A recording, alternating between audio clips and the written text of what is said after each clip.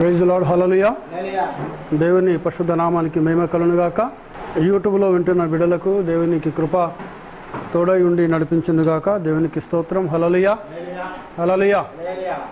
The spirit of ELISA, ఏలియా యొక్క ఆత్మ విన దేవుని యొక్క వాక్యాన్ని మనం ధ్యానం చేసుకుంటున్నాం. దేవుడు ఈ వాక్యమును పరిచర్యను దీవించి ఆశీర్వదించును గాక. Praise the lord. పోయిన వారం మనం చూసాం, ఎలీషా సిరియా ఇశ్రాయేలు దేశపు రాజు ఎలీషాను చంపడానికి ప్రయత్నం చేశాడు. ఎందుకనగా ఎలీషాను బట్టే ఆ దేశానికి కరువు వచ్చిందని, ఎలీషాను బట్టే ఆ దేశంలో క్షామం వచ్చిందని ఆయన తలంచాడు. కానీ దేవుని సేవకుడు ఎక్కడ ఉన్నా ఆ కుటుంబానికి దీవెన ఉంటుంది, ఆ గ్రామానికి దీవెన ఉంటుంది, ఆ పట్టణానికి దీవెన ఉంటుంది, ఆ దేశానికి దీవెన ఉంటుంది. దేవునికి స్తోత్రం. హల్లెలూయా, హల్లెలూయా. ఎందుకనగా వారి కోసము ఆ దైవ సేవకుడు ఎలీషా ప్రవక్త ఇశ్రాయేలు దేశం కోసం ప్రార్థన చేసే వ్యక్తి. ఇజ్రాయేల్ క్షేమం కోసం దేవుడు అభిషేకించాడు. ఇశ్రాయేల్ను గణపరచడం కోసం దేవుడు అభిషేకించాడు.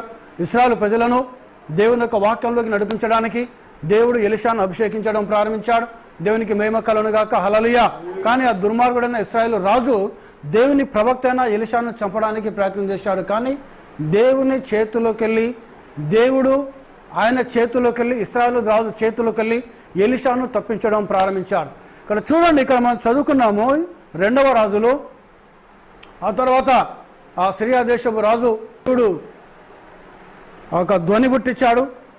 అనేకమైన గుర్రముల ధ్వని, రథముల ధ్వని, వారి యొక్క సిరియా దేశపు వారి చెవులలో గిగ్గిళ్ళు మోగినట్టుగా ఆయన దేవుడు పుట్టించినప్పుడు ఆ సిరియా దేశపు ఒక సైన్యం అనుకున్నారు ఇశ్రాయేలు దేశపు రాజు ఐగుప్తు రాజును, అదేవిధంగా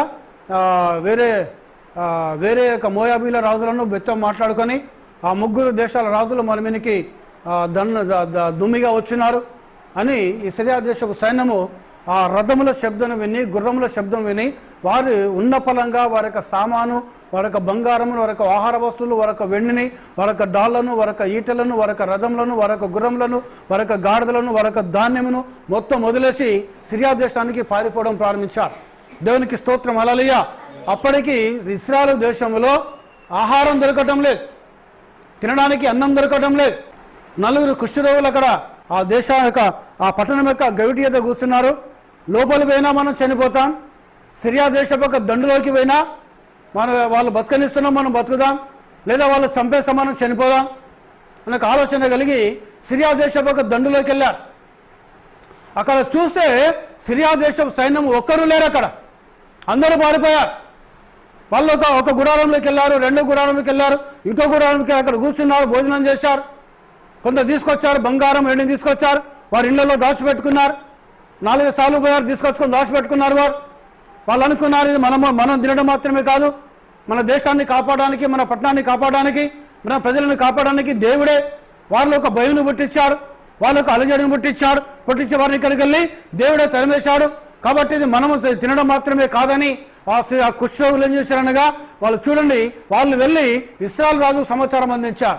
ఇశ్రాయేలు రాజు అనుకున్నాడు వీళ్ళు కుష్ఠరోగులు, వీళ్ళు నిజంగా చెప్తున్నారా అబద్ధం చెప్తున్నారా అని కొంత ఒక 5 పనివాళ్ళను పంపించాడు ఆయన.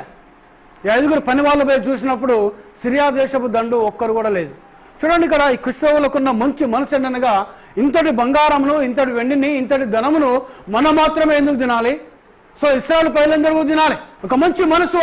కానీ ఈరోజు ధనవంతులకు అలాంటి మంచి మనసు లేదు. క్రైస్తవులైన ధనవంతులకు, క్రైస్తవులైన పాస్టర్లకు, ధనవంతులైన పాస్టర్లకు, డబ్బు సంపాదించే పాస్టర్లకు అలాంటి మనసు లేదు. నేను ఒక్కనే తినాలి, నా భార్య నా పిల్లలే తినాలి, నా కుటుంబస్తులే తినాలి, తరతరాల వరకు తరగని సంపాదన నేను సంపాదించుకుంటామని ఈరోజు క్రైస్తవ పాస్టర్లు సంపాదించుకోవడం ప్రారంభిస్తున్నారు. వారు ఈ కుష్ఠరోగులకున్న మంచి మనసు వారికి లేదు. ఈరోజు భారతదేశంలో మన తెలుగు రాష్ట్రాలలో అనేక మంది పేద క్రైస్తవులు ఉన్నారు, అనేక మంది పేద క్రైస్తవులు ఉన్నారు. వారు అన్నం లేక అలమటించే వాళ్ళు ఉన్నారు, సరైన గృహాలు లేక అలమటించే వాళ్ళు ఉన్నారు, సరైన సంఘాలు లేక అలమటించే వాళ్ళు ఉన్నారు, సరైన చర్చలు లేకుంటున్నారు, వాళ్ళ పిల్లలకు సరైన ఆహారం పెట్టలేకుంటున్నారు, వారి పిల్లలకు సరైన వస్త్రం లేకుంటున్నారు, వారి పిల్లలకు మంచి చదువులు చెప్పించడానికి డబ్బు లేకుంటున్నారు. దేవునికి మహిమ. హల్లెలూయా. సో ఇలాంటి ఈ డబ్బున్న క్రైస్తవులకు, ఈ ధనవంతులైన క్రైస్తవులకు, ఈ డబ్బు సంపాదించే పాస్టర్లకు, ఈ డబ్బు సంపాదించే దేవుని సేవకులు వాళ్ళు, దేవుని సేవ మీద డబ్బు సంపాదించే దైవ సేవకులకు ఆ మనసు లేదు, క్రైస్తవులకున్న మనసు లేదు. దేవుడు మమ్మల్ని దీవించాడు, మేము దీవించిన ప్రకారముగా పేదలైన క్రైస్తవుల మీద సహాయం చేద్దాం, చర్చి లేని కదా చర్చిలు కట్టిస్తాం, అనాథులను పోషిస్తాం, విధురాలను పోషిస్తాం, కుష్ఠరోగులను పోషిస్తాం అనేక మనసు వారికి లేదు. వాళ్ళు ఇంకా సంపాదించడమే. అమెరికా పోతారు, కెనడా పోతారు, యూరోప్ పోతారు, ప్రపంచమంతా తిరుగుతారు, డబ్బులు సంపాదించుకుంటారు, పేదలకు సాయం చేయరు.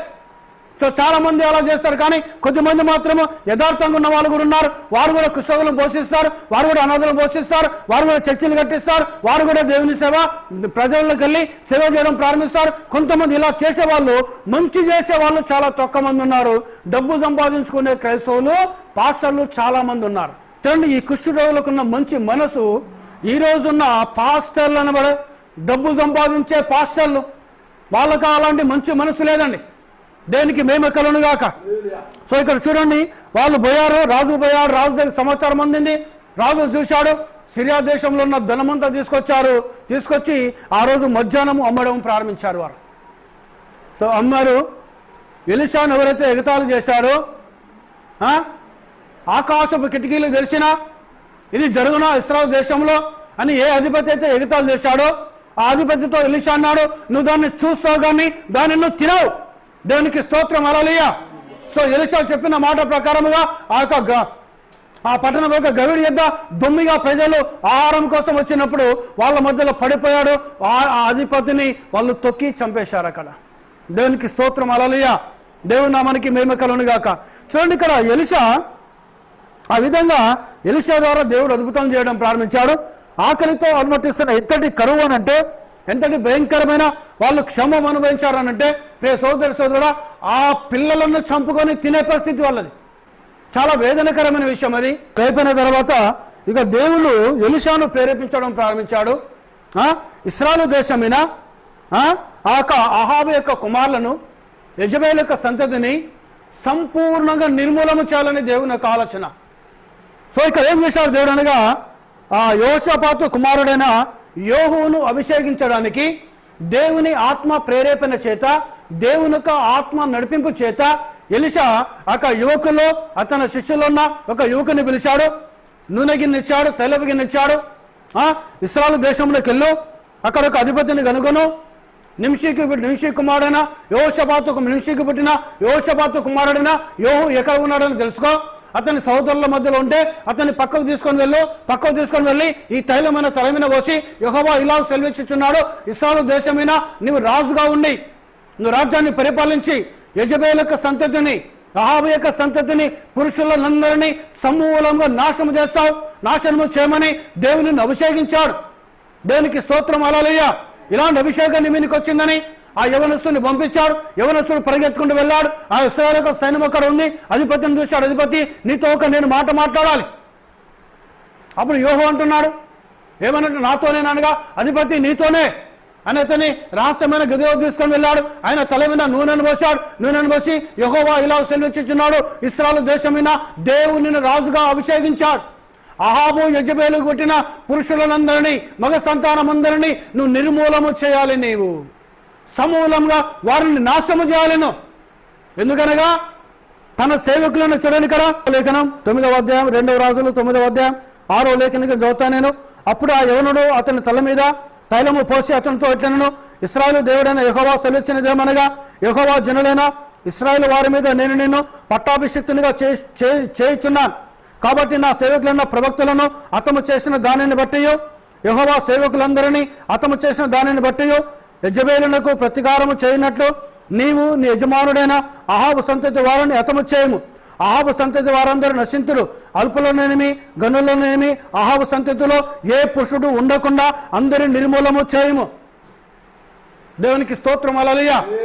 చూడండి, అహాబు యొక్క సంతతి, యెజబెలుకు అహాబుకు పుట్టిన ఒక్క పురుషుడు కూడా భూమి మీద ఉండకూడదు అని ఎలీషా పంపించిన ఈ యొక్క యవనుడైన ప్రవక్త, ఎలీషా శిష్యుడైన ఈ యొక్క యవనస్తుడు ఏం చేశానగా, యోహును కనుగొని ఆయన తల మీద నూనెను పోసి ఆయనను అభిషేకించి ఆయన కోసం ప్రార్థన చేశాడు. దేవునికి మేము కలను ఎందుకోసం అనగా ఆయన ప్రతీకారం తీర్చుకునే దేవుడు. సో ఇక్కడ మనం గమనిస్తే ఈరోజు ప్రపంచమంతా దేవుడు ప్రేమ గలవాడు, దయగలవాడు, కనికర సంపన్నుడు అని యేసు ప్రభును స్తుతించి యేసు ప్రభును భయపరుస్తున్నారు. వాస్తవమే. ఆయన ప్రేమగలవాడు, ఆయన దయగలవాడు, ఆయన కనికర సంపన్నుడు, ఆయన గొప్పవాడు. వాస్తవమే, దేవునికి స్తోత్రం. హల్లెలూయా, హల్లెలూయా. నానానికి ఒకవైపు అది, కానీ రెండో వైపు అనగా ఆయన భయంకరుడగు దేవుడు. ఆయన పగ తీర్చుకోవడము నా వంతు అన్నాడు. దేవునికి స్తోత్రం. హల్లెలూయా. పగ తీర్చుకోవడం నా వంతు, పగ తీర్చుకుంటాను అన్నాడు. దేవుని పరిశుద్ధ నామానికి మహిమ కలుగును గాక, దేవుని నామం ఘనపరచబడును గాక. హల్లెలూయా, హల్లెలూయా. చూడండి, ఇక్కడ దేవుడు అహాబును ఓర్చుకోవటం లేదు, అహాబు యొక్క సంతానాన్ని ఓర్చుకోవటం లేదు, యెజబెలు యొక్క సంతానాన్ని ఆయన ఓర్చుకోవటం లేదు. కారణం ఏంటనగా భయంకరమైన హింస. ఇశ్రాయేలు దేశంలో దేవుని నామంలో ప్రార్థన చేసే వారిని, దేవుని ఆరాధించే వారిని, దేవుని గణపరిచే వారిని, దేవుని స్తుతించే వారిని, దేవుని యొక్క వాక్యం చదివే వారిని, దేవుని యొక్క వాక్యానికి లోబడి జీవించే వారిని అహాబును తన యొక్క అధికారం అంతా తన భార్య అయిన యెజబెలుకి ఇచ్చినప్పుడు యెజబెలు అందరినీ చంపివేయడం ప్రారంభించింది. దేవుని పేరు ఎత్తాలంటేనే అక్కడ భయపడేవారు. వెనక్కి వెళ్ళి చూస్తే ఏలియా దేవునికి ప్రార్థన చేస్తున్నాడు, ప్రభా నేను ఒక్కనే ఉన్నాను ప్రభా, నీకు ప్రార్థన చేసే వారిలో నేను ఒక్కనే ఉన్నాను ప్రభా. యెజబెలు, అహాబు నీ యొక్క ప్రవక్తలందరినీ ప్రభా, నీ ప్రవక్తల శిష్యులందరినీ ప్రభా, నీకు మొరపెట్టే వారందరినీ ప్రభా, నీ వాక్యం చదివే వారందరినీ ప్రభా పూర్తిగా సమూల నాశనం చేసింది ప్రభా. దేవునికి స్తోత్రం. హల్లెలూయా. సో ప్రవక్త బ్రదర్ బ్రానమ్ అన్నాడు, ఈ రోజు కూడా యెజబెలు యొక్క ఆత్మ పనిచేస్తా ఉన్నది. అదనగా అన్ని జనుల మధ్యలో పనిచేయటంలో యెజబెలు యొక్క ఆత్మ, క్రైస్తవుల మధ్య యెజబెలు యొక్క ఆత్మ పనిచేస్తా ఉన్నది. యెజబెలు ఆత్మ పనిచేయడం ప్రారంభిస్తున్నది. ఆయన మారు మనసు పొందడానికి దానికి అవకాశం ఇచ్చాడు, పశ్చాత్తాపడడం దానికి అవకాశం ఇచ్చాడు, అహాబు కూడా అవకాశం ఇచ్చాడు. కానీ అహాబు మారు మనసు పొందలేదు, యెజబెలు కూడా పశ్చాత్తాపడలేదు, యెజబెలు కూడా మారు మనసు పొందుకోలేదు, ఇంకా భయంకరంగా చేయడం ప్రారంభించింది. అందుకే బైబిల్ చెప్తుంది, ధర్మశాస్త్రం చెప్తుంది, ద్వితోపదేశకాండం 5వ అధ్యాయంలో ఒక మాట చదవండి. ద్వితోపదేశకాండం 5వ అధ్యాయం 9వ వాక్యం చదవండి ఒకసారి. లేఖనికలు చదువుకుంటూ వచ్చినా పర్లేదు. 8, 9. పైనున్న ఆకాశం అందే కానీ క్రిందనున్న భూమి అందే కానీ భూమి కింద ఉన్న నీళ్ళ అందే కానీ ఉండు దేని పోలికనైనను విగ్రహమును చేసుకొనకూడదు, వాటికి నమస్కరింపకూడదు, వాటిని పూజింపకూడదు. నీ దేవుడినైన యెహోవానైన నేను రోషము గల దేవుడను, నన్ను ద్వేషించు వారి విషయములో 3-4 తరముల వరకు తండ్రుల దోషమును కుమారుల మీదికి రప్పించుచు నన్ను ప్రేమించి నా ఆజ్ఞలను గైకొను వారి విషయములో 1000 తరముల వరకు కరుణించువాడనై ఉన్నాను. దేవుని స్తోత్రం. హల్లెలూయా, హల్లెలూయా. ఆయన ధర్మశాస్త్రంలో చాలా స్పష్టంగా రాశాడు. ఈ ధర్మశాస్త్రం ఎవరిచ్చారు?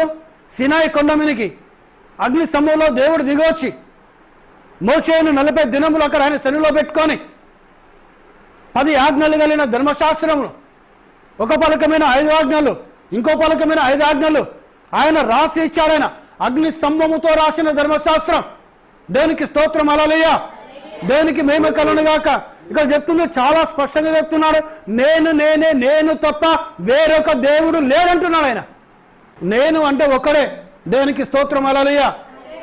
చాలా స్పష్టంగా నేను తప్ప వేరొక దేవుడు నీకు ఉండకూడదు. ఒక్కడే దేవుడు ఆయన. 2 కాదు, 3 కాదు, 4 కాదు, 10 మంది కాదు, 100 మంది కాదు, 1000 మంది కాదు. దేవునికి స్తోత్రం. హల్లెలూయా. ఆయన ఒక్కడే దేవుడు ఆయన. చూడండి ఏమంటున్నాడు, దేని పోలికను చేసుకోవద్దు. ఆకాశమందు కానీ, భూమి మీద కానీ, భూమి కింద కానీ, నీళ్ల మధ్యలో ఉన్నదాన్ని కానీ దేని పోలిక చేసుకోవద్దు, దేన్ని మీరు పూజింపకూడదు. మీ దేవుడిని యెహోవాను, నేను రోషము గల దేవుని. నేను ఆయన ఏముందైనా రోషము కలిగినాడు. క్రైస్తవులకు రోషం లేదు. రోషం లేని క్రైస్తవులు ఈరోజు త్రియేక దేవుడు, తండ్రి అయిన దేవుడు, కుమారుడైన దేవుడు, పరిశుద్ధాత్మైన దేవుడు, దేవత్వంలో 3 దేవులు ఉన్నారు అని బోధిస్తున్నారు. వారు చాలా క్లియర్గా, చాలా స్పష్టంగా చెప్తున్నాడు, నేనే తప్ప వేరొక దేవుడు లేడంటున్నాడు ఆయన. చాలా మంది అంటున్నారు, ఈ కుమారుడు యేసుక్రీస్తు, ఈయన తండ్రి యెహోవా దేవుడు. మరి ఎక్కడైనా యేసు ప్రభు అన్నాడా నా తండ్రి యెహోవా దేవుడు అని? సువార్తలు, మత్తయి సువార్త, మార్కు సువార్త, లూకా సువార్త, యోహాను సువార్తలో ఎక్కడన్నా యేసు ప్రభు తన నోటిగుంట ఆయన ఎక్కడైనా నా తండ్రి యెహోవా దేవుడు అని ఎక్కడైనా చెప్పాడైనా? వ్యక్తి చూపించలేడు ప్రపంచంలో. అక్కడ దొరికిందేమని? తండ్రి యొక్కయో, కుమారుని యొక్కయో, పరిశుద్ధాత్మకయో నామములోనికి బాప్తమని యేసు ప్రభు చెప్పాడు కదా. యేసు ప్రభు చెప్పిందే మేము చేస్తున్నాం మేమంటున్నారు. మరి యేసు ప్రభు ఏం చెప్పాడు? ఆయన ఉపమానంగా చెప్పిండు. అది ఇట్ ఈస్ ఎ పారబుల్. దాని అర్థం వేరే ఉంది. In the name of father, son and holy ghost అన్నాడు ఆయన. ఇన్ ద నేమ్ అనగా పేరులో. తండ్రి అంటే పేరు కాదు, కుమారుడు అంటే పేరు కాదు, పరిశుద్ధాత్మ అంటే పేరు కాదు. ఈరోజు ప్రపంచంలో భార్య కలిగి పిల్లలు కలిగిన ప్రతి వాళ్ళు తండ్రులు అయినారు. దేవునికి మేము హల్లెలూయా. దేవుడు తండ్రిగా పనిచేశాడు, పైన దేవుడు కుమారునిగా మనతో ఉన్నాడు, దేవుడు పరిశుద్ధాత్మగా మన మధ్యలో సంఘములో ఉన్నాడు ఆయన. అంతే తప్ప ఆయన త్రియేక దేవుడుగా 3 యాట్రిబ్యూట్స్, 3 గుణలక్షణములు అయినాయి. ఆయనలో తండ్రి పాత్ర ఉంది, ఆయనలో కుమారుని పాత్ర ఉంది, ఆయనలో పరిశుద్ధాత్ముడు ఉన్నాడు. కానీ దేవుడు ఒక్కడే. ఆయన పేరే ప్రభు అయిన యేసు క్రీస్తు అయిన. దేవునికి స్తోత్రం హల్లెలూయా.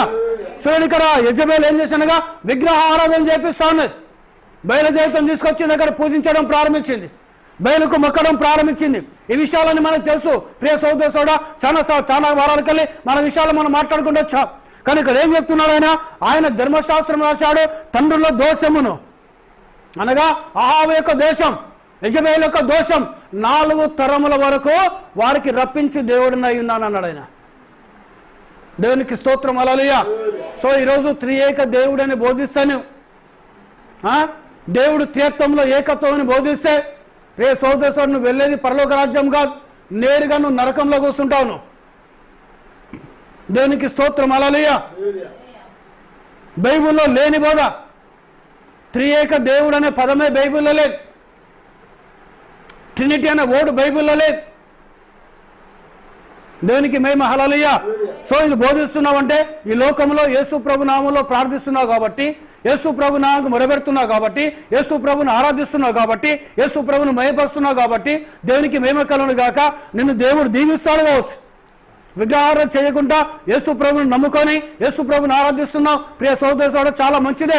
కానీ యేసు ప్రభుని ఆరాధించినంత మాత్రాన, యేసు ప్రభుని మహిమపరిచినంత మాత్రాన, యేసు ప్రభుని గణపరిచినంత మాత్రాన, యేసు ప్రభుని స్తుతించినంత మాత్రాన వాక్యానుసారమైన జీవితం నీకు లేకపోతే, వాక్యానుసారమైన జీవితం నువ్వు లేకపోతే, వాక్యానికి లోబడి నువ్వు జీవించకపోతే ప్రియ సోదరుడా, నీవు కూడా ఒకరోజు నరకంలో కూర్చుంటావు. ఎందుకు అనంటే దయ్యములు కూడా దేవుడు ఒక్కడని నమ్మి వణుకుచున్నాయి. దయ్యములు కూడా యేసు ప్రభుని ఆరాధించాయి, దయ్యం కూడా యేసు ప్రభుని మహిమపరిచాయి. దయ్యాలు కూడా యేసు ప్రభు తెలిసాను. దేవునికి మహిమ హల్లెలూయా. మనం అపోస్తలుల కార్యం 19వ అధ్యాయంలో మనము చూసే స్కెవయ అనక ఆ ప్రధాన యాజకుడు మంత్రగాడు, ఆయన 7 కుమారులు పౌలు నామముల యేసు నామముల దయ్యాలు పడిన వారిని వారి మీద ఉచ్చాటన చేయడం ప్రారంభించారు. ఒక బలమైన వాడు ఏం చేశాడంటే, పౌలు ఎవరో మాకు తెలుసు, యేసు ఎవరో మాకు తెలుసు, అసలు నువ్వు ఎవనివిరా అని ఆ 7 యవనస్తులను వాళ్ళని రక్తాలు కారేటట్టు కొట్టి బట్టలు చింపేస్తే వారు పరిగెత్తుకుంటూ పోయారు. అపోస్తలుడైన పౌలు యొక్క నడికట్ల ద్వారా, ఆయన వస్త్రముల ద్వారా దేవుడు అనేకమైన అద్భుతాలు, అనేకమైన సూచక్రియలు ఆయన చేశారు. ఆయన నామానికి మహిమ హల్లెలూయా. ఆయన నామానికి ఘనత కలుగును గాక. సో చూడండి ఇక్కడ ఆ దయ్యాల తెలుసు, పౌలు ఎవరో తెలుసు ఆయనకు, యేసు ప్రభు ఎవరో తెలుసు ఆయన వారికి.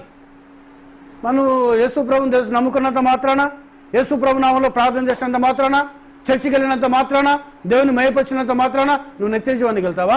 వాక్యానుసారమైన జీవితం లేకపోతే, వాక్యానికి లోబడకపోతే, ఈ కాల వర్తమానాన్ని నువ్వు తెలుసుకోకపోతే, అసలు ఏలి అంటే ఎవరో తెలుసుకోకపోతే, ఎలిషా అంటే ఎవరో తెలుసుకోకపోతే, బాప్తిస్మా యోహాను అంటే ఎవరో తెలుసుకోకపోతే, లవోదిక సంఘకాలానికి వర్తమానికుడు అనేది నువ్వు తెలుసుకోకపోతే, మలాకీలో 4:6 చెప్పినట్టుగా తండ్రుల హృదయం కుమారుతట్టును, కుమార హృదయంలో తండ్రులతో చెప్పడానికి నేను ఏలియాను పంపిస్తానన్నాడు దేవుడు. నేను వచ్చి దేశంను శపించకున్నట్లు. దేవునికి మహిమ హల్లెలూయా. హల్లెలూయా. ఆ వాక్యం ఏందో నీకు తెలియకపోతే, ఆ సత్యం ఏందో నువ్వు తెలియకపోతే, నువ్వు త్రియేక దేవుడిని బోధిస్తే, తండ్రి కుమార పరిశుద్ధాత్మలో బాప్తిస్మం బోధించి ఆ విధంగా బాప్తిస్మం ఇస్తే, బాప్తిస్మం తీసుకున్నవాడు నరకానికి పోతాడు, ఇచ్చినవాడు కూడా నరకానికి పోతాడు. ఈ 11 మంది శిష్యులకు గలిలయ కొండ మీద యేసు ప్రభు మరణించి తిరిగి లేచిన తర్వాత వారికి ఆజ్ఞాపించాడు ఆయన. కానీ ఈ 11 మంది శిష్యులు ఎక్కడైనా వెళ్ళి తండ్రి కుమార పరిశుద్ధాత్మలో బాప్తిస్మం ఇచ్చారా? ఒక్క లేఖనం లేదు బైబిల్లో. అసలు కాలంలోకి వెళ్ళి మనం చూసుకుంటూ వస్తే తండ్రి కుమార పరిశుద్ధాత్మలో ఎవరు బాప్తిస్మం ఇచ్చినట్టు లేదు, ఎవరు తీసుకున్నట్టు లేదు. అందుకే ఇక్కడ ఏం చెప్తున్నాడని చూడండి, నేను రోషం గల దేవుడను, నన్ను ద్వేషించు వారి విషయంలో 3-4 తరముల వరకు తండ్రుల దోషమును కుమారుల మీదకి రప్పించచ్చు. రోజు త్రియేక దేవుడు అని బోధించే వాళ్ళ పరిస్థితి ఏంటి? దేవునికి మహిమ కలుగును గాక. హల్లెలూయా. దేవుడే వారికి తీర్పు తీర్చును గాక. దేవునికి స్తోత్రం. హల్లెలూయా. దేవునికి మేము వారికి మారు మనసు రావాలని ప్రార్థించాలి, వారు పశ్చాత్తాపడాలని ప్రార్థించాలి, వారు నిజమైన సత్యాన్ని తెలుసుకోవాలని ప్రార్థించాలి, వారు వర్తమానం రావాలని మనం ప్రార్థించాలి. ఇంకా బైబిల్లో ఒక ప్రవక్త బ్రదర్ బ్రాహ్మణం అంటాడు, ఆత్మీయ మతిమరుపు అనే వర్తమానం మనం చదివితే, ఆత్మీయ మతిమరుపు అనే వర్తమానం చదవండి ప్రియ సోదర సోడా. అందులో ప్రవక్త బ్రదర్ బ్రాహ్మణం చాలా స్పష్టంగా చెప్తాడు. ఆయన చర్చిలోకి వెళ్తున్నారు, మేము యేసు ప్రభువును మొరబెడుతున్నాం, మేము యేసు ప్రభువును ప్రార్థిస్తున్నాం, మేము యేసు ప్రభువును ఆరాధిస్తున్నాం, మేము యేసు ప్రభువును మహిమపరుస్తున్నాం, మేము యేసు ప్రభువును గణపరుస్తున్నాం, మేము యేసు ప్రభువే మా దేవుడు, యేసు ప్రభువే మా రక్షకుడు, యేసు ప్రభువే మా విమోచకుడు అని వాళ్ళు డినామినేషన్ చర్చెస్, వర్తమాన సంఘాలు కాదండి. దేవునికి మేము హల్లెలూయా. డినామినేషన్ చర్చిలకి వెళ్ళి ఎంతమంది అయితే ప్రభుని ఆరాధిస్తున్నారో వారికి తెలియదు సాతాను గాడు సింహాసనం వేసుకొని ఆ సంఘాలలో కూర్చున్నాడు. వారు డైరెక్ట్ గా సాతాను గాని ఆరాధిస్తున్నారు, వారు సాతాను గాని మహిమపరుస్తున్నారు. వారు దేవునికి మహిమ. హల్లెలూయా. ఆ విధంగా యెజబెల్ యొక్క ఆత్మ వారిని ప్రేరేపించడము ప్రారంభిస్తున్నది, ఆ విధంగా యెజబెల్ యొక్క ఆత్మ వారిని నడిపించడము ప్రారంభిస్తున్నది. దేవునికి స్తోత్రం. హల్లెలూయా. అందుకే ఇక్కడ ఏం చేస్తున్నారు దేవుడు, యెజబెల్ యొక్క రక్తం అనేది, ఆహాబు యొక్క రక్తం అనేది, వారి యొక్క వంశం అనేది, వారి యొక్క కుమారులు అనేటోళ్ళు ఎవరు కూడా భూమి మీద ఉండకుండా వారందరినీ సమూల నాశనం చేయమంటున్నారు. దేవునికి స్తోత్రం. హల్లెలూయా. దేవుని నామానికి మహిమ కలుగును గాక. దోషమును 3-4 తరముల వరకు కుమారుల మీనికి రప్పిస్తానన్నాడు ఆయన.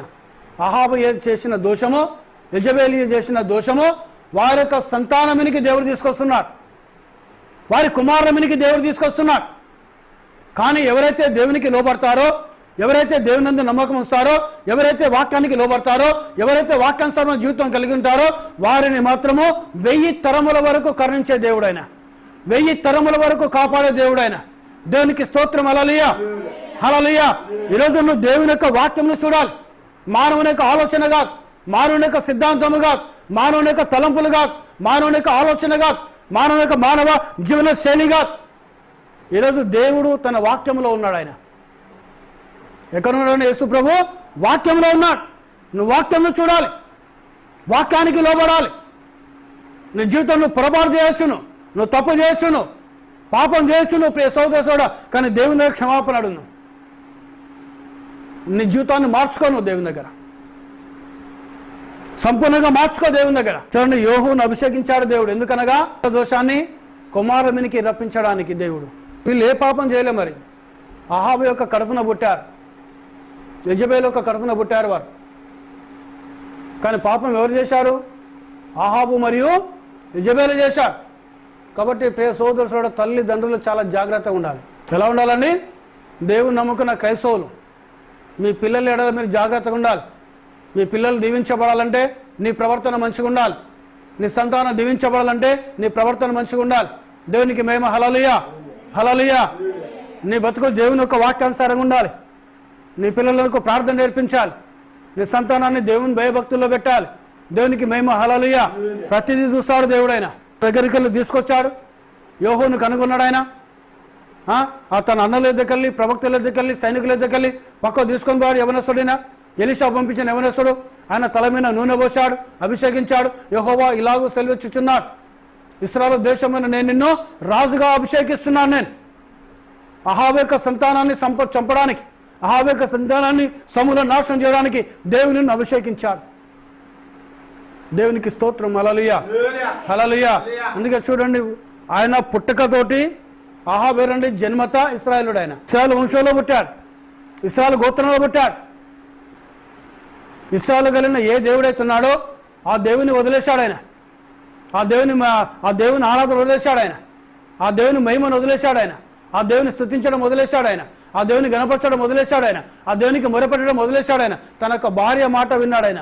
సీదోనీల దేవతైన బయలును పూజించడం ప్రారంభించాడు. ఇశ్రాయేలు దేశంలో పూర్తి అధికారం తన భార్యకి ఇచ్చేశాడు. యెజబెలు పరిపాలించడం ప్రారంభించింది అక్కడ. దేవునికి మహిమ, హల్లెలూయా. చూడండి, ప్రవక్తలు దేవునికి ప్రార్థన చేసే వారిని పూర్తిగా నాశనం చేశారు. కానీ ఇక్కడ దేవుడు ఏం చేస్తున్నాడు? పగ తీర్చుకోవడము నా వంతు అన్నాడు. ఆయన వంతు సమూలం నాశనం చేశాడు. ఏలియా ప్రవచించిన ప్రకారముగా, ఏలియా సెలవిచ్చిన ప్రకారముగా అది రావాలంటే వారి మీద వేరొక రాజు ఉండాలి. దేవుని కోసం నిలబడే రాజు ఉండాలి. దేవుని కోసం త్యాగం చేసే బిడ్డ ఉండాలి. దేవుని కోసం పోరాడే వ్యక్తి ఉండాలి. దేవుని కోసం ప్రయాసపడే వ్యక్తి ఉండాలి. దేవుని కోసం నిలబడే వ్యక్తి ఉండాలి. దేవునికి ప్రార్థన చేసే వ్యక్తి ఉండాలి. దేవుని ఆరాధించే వ్యక్తి ఉండాలి. దేవుని యొక్క సత్యాన్ని లోబడే వ్యక్తి ఉండాలి. దేవుని మాటను విధేయత కలిగి ఉండే వ్యక్తి ఉండాలి. ఎలీషాను గౌరవించే వ్యక్తి ఉండాలి. దేవుని సేవకునికి మాటకు లోబడే వ్యక్తి అక్కడ ఉండాలి. కాబట్టి దేవుడు చూశాడు, యోహు అక్కడ ఉన్నాడు. సో యోహును అభిషేకించడం ప్రారంభించాడు. ఇక మనం ముందుకు వెళితే ఒక పండుగ ఏర్పాటు చేశాడు యోబు. బయలుకు నేను పెద్ద పండుగ ఏర్పాటు చేస్తున్నాను నేను అని. ఇశ్రాయేలు ప్రజలు ఎవరు రావద్దండి? బయలును పూజించే వారందరూ, బయలుకు మొక్కే వారందరూ, బయలును ఆరాధించే వారందరూ ఆ బయలు దేవత గుడిలోకి రావాలి అని చెప్పినప్పుడు మొత్తం ఇశ్రాయేలు దేశంలో ఎంతమంది అయితే బయలును మొక్కే వాళ్ళు ఉన్నారో, బయలును ఆరాధించే వారు ఉన్నారో ఆ గుడిలోకి వచ్చేసారు. మొత్తం వచ్చేసారు. ఆయన యోహు అనుకున్నాడు, ఇంకెవరైనా ఉన్నారా బయలు మొక్కే వాళ్ళండగా? ఇంకా ఎవరు లేరా దేశంలో? ఇశ్రాయేలు దేశంలో ఎవరు లేరు బయలును ఆరాధించేవారు. ఇందులో దేవుని ప్రవక్తలైనా ఏ ఒక్క వ్యక్తి ఇక్కడ ఉన్నాడా? ఒకసారి పరిశీలించి చూడండి అన్నాడు ఆయన. ఆ టెంపుల్లోకి పోయారు. దేవునికి మొరపెట్టే వాళ్ళు ఎవరైనా ఉన్నారా? మన అబ్రాహాము, ఇస్సాకు, యాకోబుల దేవుడు ప్రభుని యేసు క్రీస్తుకు మొరపెట్టే వారు ఎవరైనా ఉన్నారా? యేసు ప్రభుకు ప్రార్థించే వారు ఎవరైనా ఉన్నారా? యేసు ప్రభు లోబడేవారు ఎవరైనా ఉన్నారా అని మొత్తం వెతికినప్పుడు ఒక్క వ్యక్తి కూడా అక్కడ లేడు. మీరంతా బయలును మొక్కే వాళ్ళనగా అందరం బయలు మొక్కే వాళ్ళమే. సో పెద్ద పండుగ చేస్తానన్నాడు ఆయన. ఆ గుడి యొక్క ద్వారాలను మొత్తం మూసేశాడు. సైనికులు పిలిచాడు.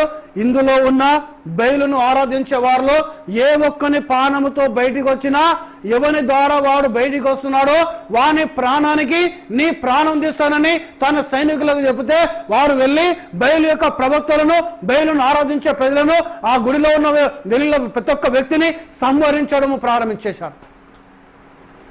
అంటే చూడండి ఏం చేస్తున్నాడు ఆయన? ఇశ్రాయేలు దేశంలో పాపము అనేది లేకుండా చేస్తున్నాడు ఆయన.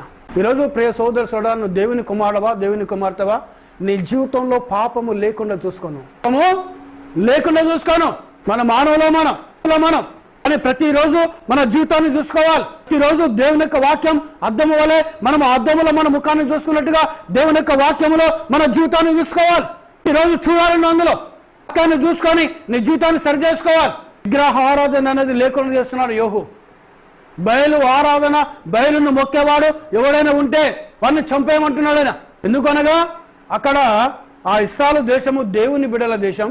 చూడండి, ఆ దేశాన్ని దేవుడు కోరుకున్నాడు ఆయన. ఆ దేశమైన తొలకరి వర్షము చేత, కడవరి వర్షం చేత ఆ దేశాన్ని దేవుడు దీవించాడు.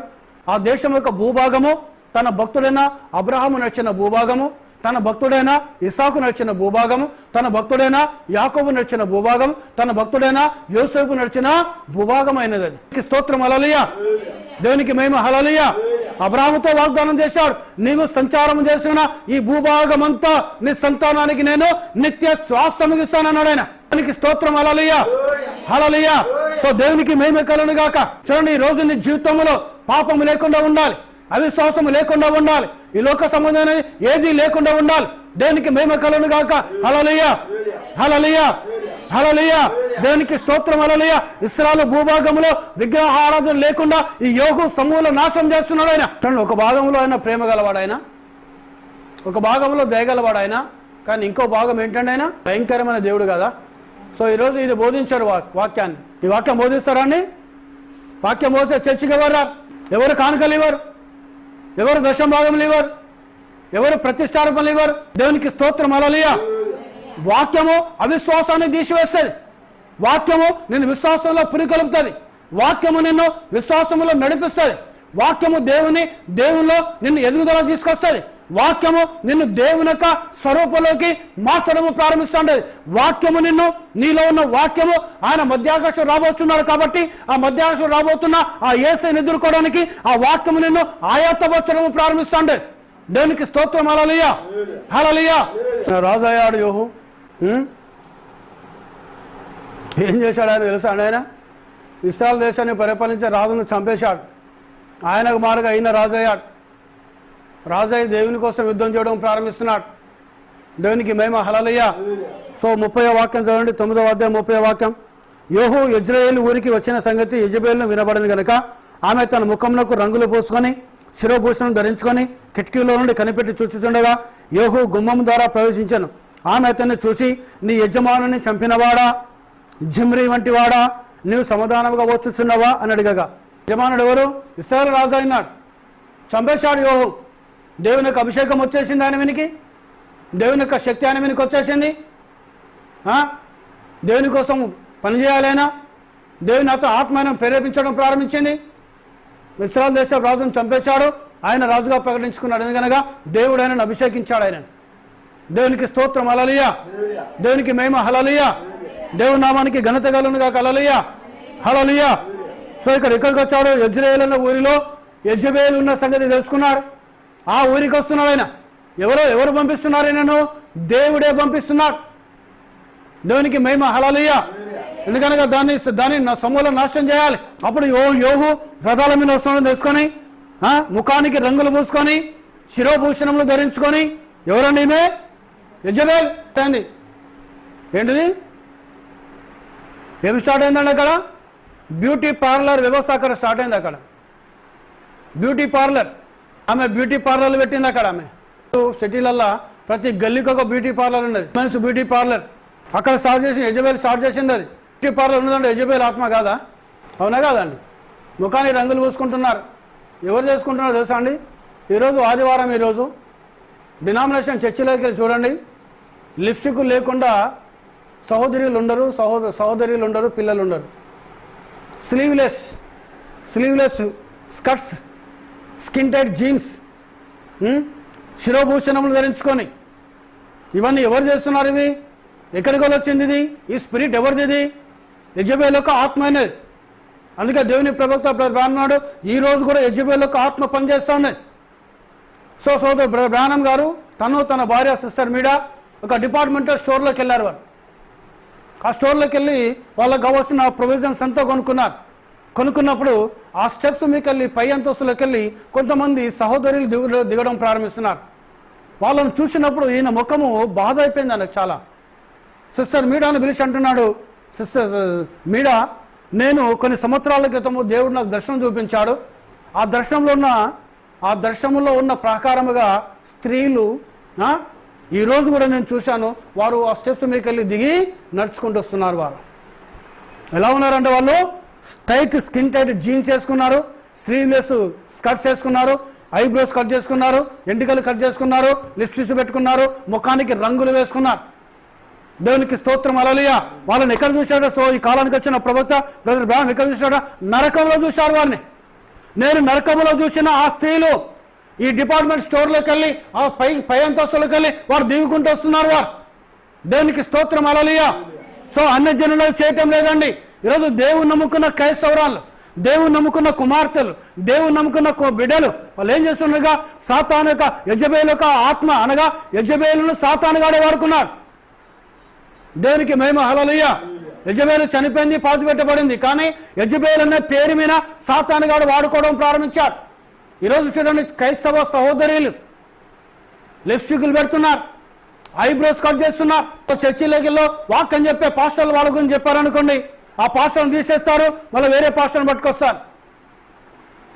అందుకే అపోస్తలుడైన పౌలు తిమోతితో మాట్లాడాడు. వాళ్ళు ఎలాంటి బోధకులు కావాలంట? వాళ్లకు అనుకూలమైన బోధకులను తమ కొరకు పోగు చేసుకుంటారు. వారు సత్యమునకు చెవునీయక కల్పనా కథల వైపు తిరుగు కాలం వచ్చుచున్నది, దురద చెవులు గలవారై. వాళ్ళకు వాక్యం ఇష్టం ఉండేవారు, సత్యాన్ని సత్యంగా బోధించడం ఇష్టం ఉండేవారు. ఆ విధంగా ఉన్నారు వారు. ప్రవక్త అక్కడ చూశాను, చాలా బాధపడ్డాడు. వారి కోసం ప్రార్థించాలన్నాడు ఆయన. సో మనం కూడా ఆ సోదరుల కోసం మనం ప్రార్థించాలి. మనం వాళ్ళకు మారు మనసు దయచే ప్రభువా, వారికి పశ్చాత్తాపాన్ని దయచే ప్రభా, నిజమైన వాక్యాన్ని దయచే ప్రభా, వారి హృదయనేత్రాలు తెరవండి ప్రభా, వారి మనోనేత్రాలు తెరవండి ప్రభా, వారు కూడా సత్యాన్ని తెలుసుకోవడానికి మీరు వారికి సహాయం చేయండి ప్రభా, వారి మీద కృప చూపించండి ప్రభా అని మనము వారి కోసం ప్రార్థించాలి. దేవునికి స్తోత్రం, హల్లెలూయా. దేవునికి మహిమ కలుగును గాక. ఎందుకంటే ఎవరు నశించడం దేవునికి ఇష్టం లేదు. ఆయన ప్రతి వారికి ఆయన అవకాశం ఇస్తున్నాడు. ఆయన యెజబెలుకే ఇచ్చాడు. చూడండి ఏమంటుంది యెజబెలు ఇక్కడ, జిమ్రీ వంటి వాడా, నీ యజమానుని చంపావు, నువ్వు సమాధానంగా వస్తున్నావా? సమాధానం యెజబెలు సమాధానం ఉంచిందా భూమి మీద, ఇశ్రాయేలు దేశం మీద? సమాధానంతో ఉన్నదామే దేవుని బిడ్డలను భయంకరంగా చంపడం ప్రారంభించింది. ఇప్పుడు ఇక్కడ ఉన్న స్థితిలో ఆమె ముసలిదైందామె. తన భర్త చనిపోయాడు, ఆవు చనిపోయాడు. ఆవు చనిపోయిన తర్వాత ఆమె ఇంకా ముఖాన్ని రంగులు వేసుకొని శిరోభూషణములు ధరించుకొని, శిరోభూషణం అనగా ఏంటంటే తలకు బంగారు ఆభరణములు ధరించుకొని యెహోవాను చూసి అంటుంది, నీ యజమానుని చంపినవాడా, జిమ్రీ వంటి వాడా, నీవు సమాధానంగా వస్తున్నావాను. ఇశ్రాయేలు దేశంలో సమాధానం ఎక్కడుందండి? పూర్తిగా తీసివేసింది సమాధానం. అక్కడ స్టార్ట్ అయింది బ్యూటీ పార్లర్. ఆమె యెజబెలు స్టార్ట్ చేసింది బ్యూటీ పార్లర్. ఆమె మాత్రమే కాదండి, ఆమె బోధ విన్న ప్రతి స్త్రీని ఆ విధంగా తయారు చేసింది యెజబెలు. ఆమెకు లోబడిన ప్రతి స్త్రీని ఆ విధంగా తయారు చేసింది. ఆయన ఏం చేశాడు? సమాధానం ఎక్కడిది? అతడు తల ఎత్తి కిటికీ తట్టు చూచి నా పక్షం ఉన్న వారెవరని అడగగా 2-3 పరిచారకులు పైనుండి తొంగి చూశారు. ఎవరి పరిచారకులు వీళ్ళు? యెజబెలు యొక్క పరిచారకులే వీళ్ళు. యెహోవా అంటున్నాడు, నా పక్షం ఎవరున్నారు అక్కడ? నేను ఇశ్రాయేలు దేశాన్ని పరిపాలించే రాజు, నేను దేవుడు నన్ను అభిషేకించాడు. దేవుడు తన అభిషేకం నా మీద ఉన్నది, దేవుని యొక్క శక్తి నా మీద ఉన్నది. నా పక్షము ఎవరున్నారు ఇక్కడ? ఆ స్థలంలో ఎవరున్నారనగా 2-3 పరిచారకులు అనగా ఈ 2-3 పరిచారకులు కూడా యెజబెలు యొక్క పరిచారకులే. అవి ఏం చెప్పాడు ఆయన? వాళ్ళు తొంగి చూడగా దీనిని కింద పడవేయడని అతడు చెప్పగా వారు దానిని కింద పడదేసినందున దాని రక్తములో కొంత గోడ మీదను గుర్రముల మీదను వచ్చిందను, మరియు గుర్రముల చేత అతడు దానిని త్రొక్కించెను. దానితో ఉన్న వాళ్ళే, యెజబెలుతో ఉన్న వాళ్ళే. దాని పరిచారకులు ఏమేరనగా యెహోవా పక్షము వచ్చేశారు, దేవుని వాక్య పక్షము వచ్చేశారు. దేవునికి స్తోత్రం, హల్లెలూయా. వాళ్ళు ఎందుకు వచ్చారనగా చూడండి, అది చంపుతుందేమో అని భయం వారికి. యెజబెలు మమ్మల్ని చంపుతుందేమో, మా కుటుంబాలను చంపుతుందేమో, మా భర్తలను చంపుతుందేమో, మా పిల్లలను చంపుతుందేమో అనేక భయం వారు. ఆ భయముతో దానికి లోబడ్డారు. సో ఇశ్రాయేలు దేశంలో చాలా మంది భక్తులు కూడా భయముతో దానికి లోబడ్డ వాళ్ళు ఉన్నారు. సో అందుకే యోహు చెప్పిన వెంటనే 2-3 పరిచారకులు చూశారు, దాన్ని కింద పడవేయండి, దాన్ని లేపి కింద పడేశారు. అది కింద పడతా ఉంటే దాని యొక్క రక్తము గోడకు తాకి గోడ మీద రక్తం చిందించబడింది. దాని కింద పడే గుర్రంలతో దాన్ని తొక్కించేశాడు. ఇది యెజబెలు అని గుర్తుపట్టకుండాన్నట్లుగా అతడు లోపల ప్రవేశించి అన్నపానములు చేసిన తర్వాత ఆ శాపగ్రస్తురాలు రాజకుమార్తె గనుక మీరు వెళ్ళి దానిని కనుగొని పాతి పెట్టడాన్ని ఆజ్ఞేయగా. యెజబెలు ఎవరండి? శాపగ్రస్తురాలు. డబ్బు ఉంది ఆమె దగ్గర బాగా, దేశానికి రాని ఆమె. దేవునికి మహిమ, హల్లెలూయా. దేవునికి ఘనత, హల్లెలూయా. ఘనత కలుగును గాక. బంగారం ఉంది ఆమె దగ్గర, సైన్యం ఉన్నది ఆమె దగ్గర, రథములు ఉన్నాయి ఆమె దగ్గర. కానీ ఎవరు ఆమె? ఇక్కడ దేవుని చేత అభిషేకించిన రాజు ఏమంటున్నాడు? అది శాపగ్రస్తురాలు. దేవునికి స్తోత్రం, హల్లెలూయా. నీ దగ్గర కోట్ల ధనం ఉండొచ్చు ప్రియ సోదరుడా, నువ్వు సత్యానికి లోబడకపోతే ఆ ధనము నీకు ఒకరోజు శాపంగా మారుతుంది. నీకు ఆస్తులు ఉండొచ్చు, కోట్ల ఆస్తులు ఉండొచ్చు, లక్షల 1000 కోట్ల ఆస్తులు ఉండొచ్చు, 100 కోట్ల ఆస్తులు ఉండొచ్చు. నీకు దేవుని సేవ కోసం చేయకపోతే, దేవుని బిడ్డలకు సహాయం చేయకపోతే, అనాథలకు సహాయం చేయకపోతే, విధురాలకు సహాయం చేయకపోతే, కుష్ఠరోగులకు సహాయం చేయకపోతే, పేదవాళ్ళకు సహాయం చేయకపోతే, నీతో ఉన్న ఆ క్రైస్తవులకు సహాయం, పేద స్థితిలో ఉన్న క్రైస్తవులకు సహాయం చేయకపోతే ఆ ధనము నీకు శాపంగా మారుతుంది, ఆ ఆస్తి నీకు శాపంగా మారుతుంది, ఆ కట్టడాలు నీకు శాపంగా మారుతాయి. ఒక దినము నీవు శాపగ్రస్తుడు అవుతావు. చాలా మంది అన్న డబ్బు బాగుంది, నేను దీవించబడ్డాను, నేను ఆస్వాదించబడ్డాను నేను అనుకుంటారు చాలా మంది. దేవుడే నన్ను దీవించాడు అనుకుంటారు. దేవునికి మహిమ, హల్లెలూయా. చూడండి, యెజబెలును కూడా దేవుడు దీవించాడా?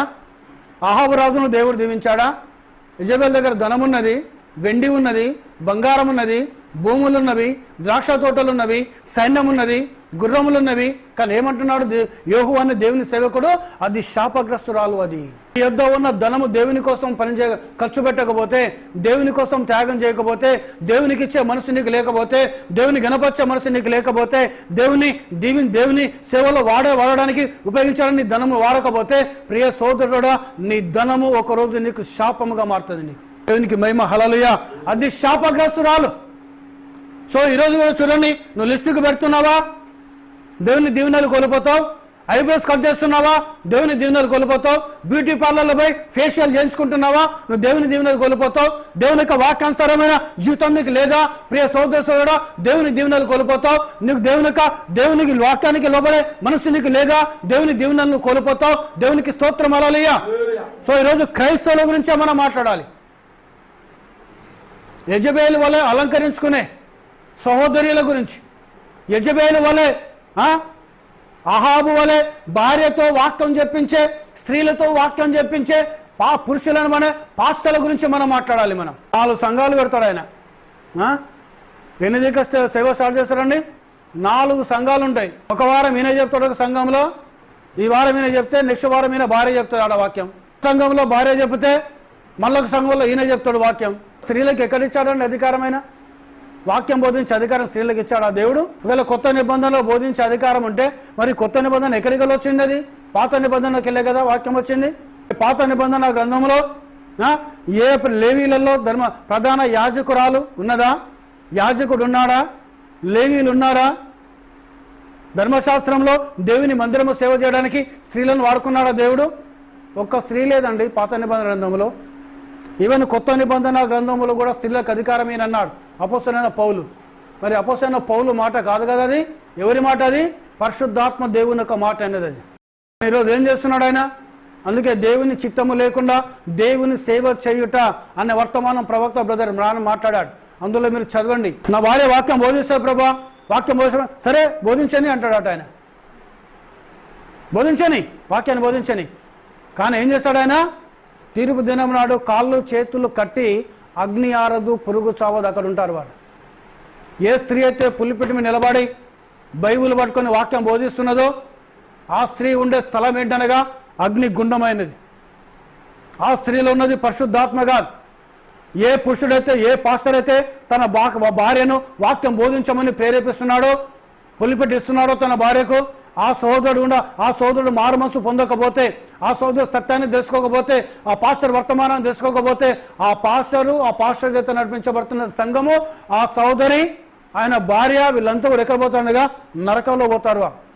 అందుకే మత్తయి సువార్త 23 యేసు ప్రభు అన్నాడు, ఒకరిని మీ మతంలో కలపడానికి సముద్రంలో భూమిని చుట్టి వచ్చేదరు, అతడు కలిసినప్పుడు మీకంటే 2 అంతలు అతన్ని నరక పాత్రునిగా చేయుదురు అన్నాడు ఆయన. దేవునికి స్తోత్రం. హల్లెలూయా, హల్లెలూయా. ఏం చేస్తున్నారు? పరలోక రాజ్యాన్ని మూసేస్తున్నారు వారు. శాపగ్రస్తురాలు. దాన్ని తీసుకొని వెళ్ళి సమాధి చేయమన్నాడు ఆయన. ఏమి కనబడది? వారు దాన్ని పాతి పెట్టబోయి, అయితే దాని కపాలమును పాదములు అరచేతులు తప్ప మరి ఏమీ కనబడలేదట. దాని కపాలం పుర్రే, పాదాలు అరచేతులు తప్ప ఈవెన్ ఎముకలను కూడా గుజ్జు చేసేసినాయి గుర్రములు. ఎవరు ప్రవచించారు దాని గురించి? యెజబేలు గురించి దేవుని ప్రవక్త అయిన ఏలియా. సో కింద ఇక్కడ ఉంటుంది చూడండి. వారు తిరిగి వచ్చేతనితో ఆ సంగతి చెప్పబడగా తెలియజెప్పగా అతడు ఇట్లనను, ఇది యెజబేలని ఎవరు గుర్తుపట్టలేకుండా యెజ్రెయేలు భూభాగమందు కుక్కలు యెజబేలు మాంసమును తినును, యెజబేలు కలేబేరము యెజబేలు భూభాగమందు మందున్న పెంట వల్లే ఉండునని తన సేవకుడును తిష్బీయుడునగు ఏలియా ద్వారా యెహోవా సెలవిచ్చిన మాట చొప్పున ఇది జరిగెను.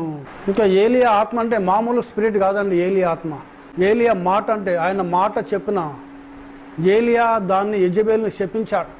ఏలియా ఉన్న కాలంలో జరగలేదు అది, కానీ ఎలీషా ఉన్న కాలంలో జరిగింది అది. దేవునికి స్తోత్రం. హల్లెలూయా.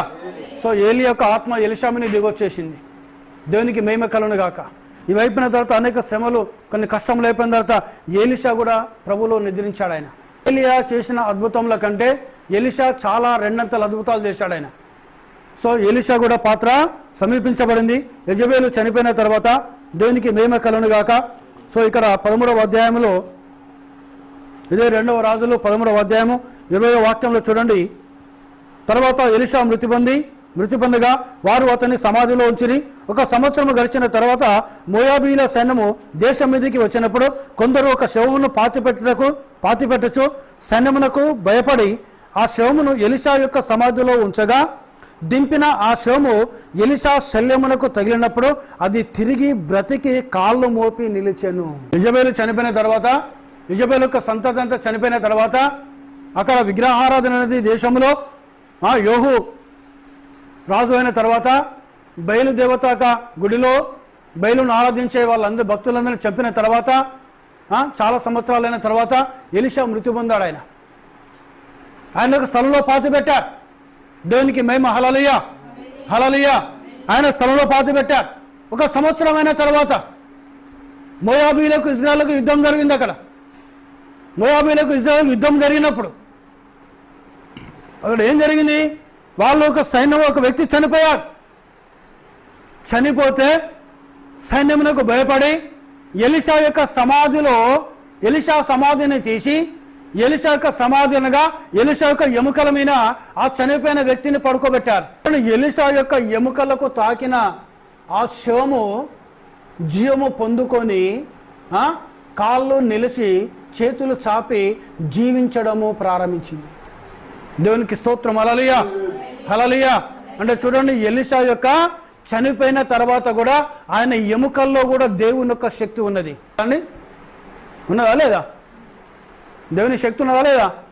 దేవుని జీవం ఎక్కడ ఉంది? ఎలీషా యొక్క ఎముకల్లో కూడా దేవుని యొక్క జీవం ఉన్నది. దేవునికి మహిమ, హల్లెలూయా. అంటే ఏలియా యొక్క ఆత్మ ఎంత పవర్ఫుల్ స్పిరిట్ అది, ఎంత శక్తివంతమైన ఆత్మ ఏలియాది. అంత శక్తి గల ఆత్మ కాబట్టే ఆహాబును యెజబెల్ ఎదుర్కొన్నాడు. ఆయన అంత రెండంతలుగా సంఘాన్ని, ఇశ్రాయేలు సంఘాన్ని సమకూర్చాలి కాబట్టి ఎలీషా ఏమడిగాడు? రెండంతల ఆత్మ కావాలయ్యా అనేది. ఏలియాలో ఉన్న ఆత్మ కంటే రెండంతల ఆత్మ కావాలి. కారణం ఏంటనగా ఇశ్రాయేలు భూభాగంలో ఇశ్రాయేలు ప్రజల మధ్యలో ఉన్న విగ్రహారాధన మొత్తం తీసివేయాలి, కంప్లీట్ పోవాలి. విగ్రహారాధన అంతా కూడా ఇశ్రాయేలు ప్రజలందరూ కూడా దేవుని మాత్రమే ఆరాధించాలి, ప్రభుని మాత్రమే మహిమపరచాలి. దేవునికి స్తోత్రం, హల్లెలూయా హల్లెలూయా.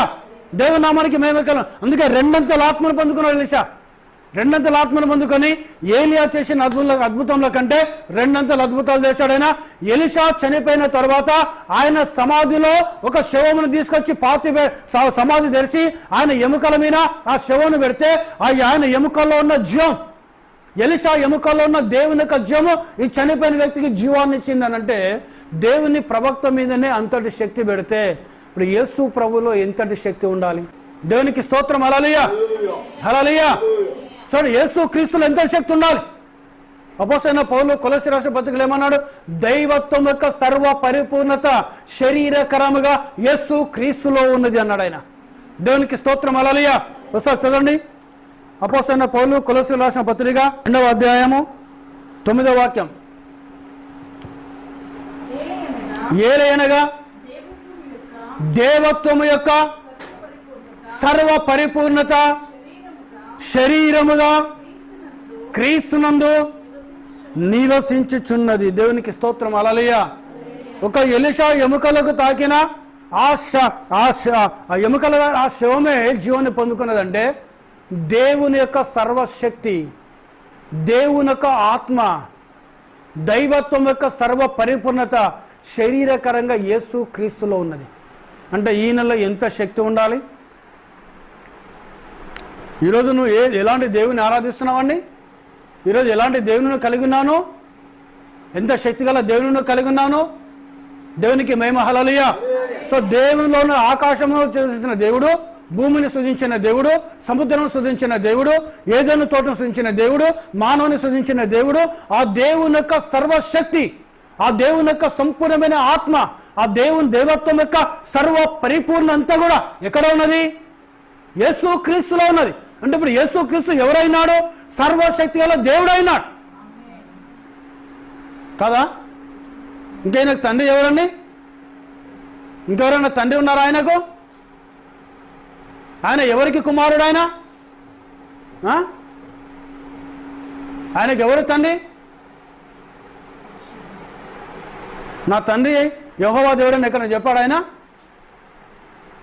అంటే మనం ఇక్కడ ఏం గమనించాలి? ఇక్కడ ఏదేరు ఆకాశం సృష్టించిన దేవుడు యేసుక్రీస్తు అని, భూమిని సృష్టించిన దేవుడు యేసుక్రీస్తు అని, ఏదోను తోటను చేసిన దేవుడు యేసుక్రీస్తు అని, నరుని సృష్టించిన దేవుడు యేసుక్రీస్తు అని, ఆ ఏదోను తోటలో సంచారం చేసిన దేవుడు యేసుక్రీస్తు అని, మానవాళిని నడిపిస్తున్న దేవుడు యేసుక్రీస్తు అని, సమస్త సృష్టికి ఆది సంభూతుడు యేసుక్రీస్తు అని, సమస్త సృష్టిని తన కనుసనం నడిపిస్తున్న దేవుడు యేసుక్రీస్తు అని ఈరోజు వాక్యం బోధిస్తున్నది. అందుకే కొలస్సీలో అపోస్తలుడైన పౌలు కొలస్సీ రాసిన పత్రికలో దేవుడు అంటే ఎవరో సంపూర్ణంగా రాశాడు ఆయన. అసలు యేసుక్రీస్తు ఎవరో రాశాడు ఆయన.